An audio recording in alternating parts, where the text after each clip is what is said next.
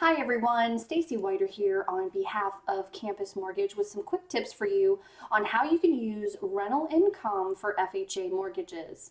Now, just a quick reminder before we get started, this video is for informational purposes only and should not be considered legal advice or used in place of the FHA guidelines. Also, this video was created on January 9th, 2017, and the information is subject to change without notice. So let's take a look at rental income. FHA defines rental income as income received or to be received from the subject property or other real estate holdings. But the most important question is, what are the requirements? Well, we're going to look at it two different ways. First, we're going to talk about what the requirements are if the income is derived from the subject property, and then we're going to look at what the requirements are if the income is derived from another real estate property.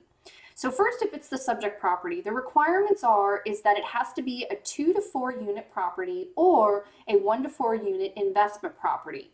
Also, there needs to be some sort of rental income history.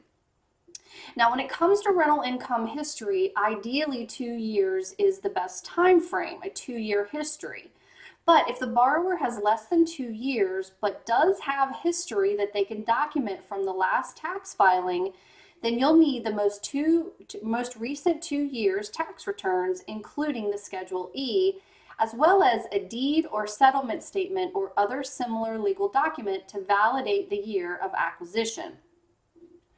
Now, if the borrower has limited or no rental income history on the subject property, which is going to be very common if they're just purchasing it, then they would need to get some additional appraisal requirements. So the appraisal will need to be the Uniform Residential Appraisal Report, plus it will also have to have a single family comparable rent schedule, an operating income statement, and leases if they are available. That's for a 1 unit property.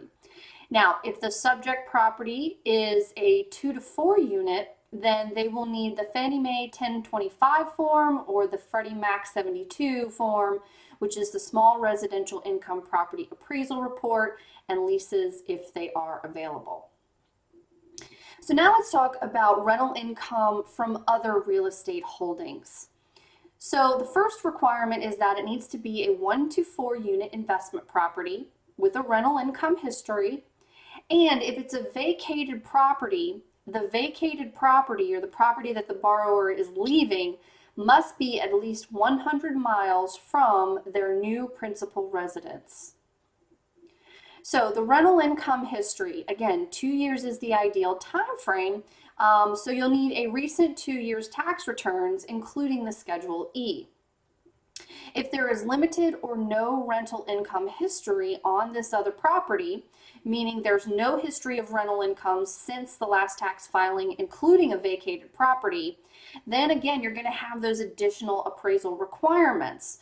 But the big difference is that they will need to have at least 25% equity in the property. And in addition to that, the Uniform Residential Application Report, the comparable rent schedule, and the operating income statement and leases if they are available. Well, that's all for now. Thanks so much for watching. For more tips and videos, please visit campusmortgage.org and look for our weekly mortgage tips and videos designed for all mortgage professionals, including underwriters, processors, loan officers, closers, and post-closers. Have a great day, and we'll see you next time.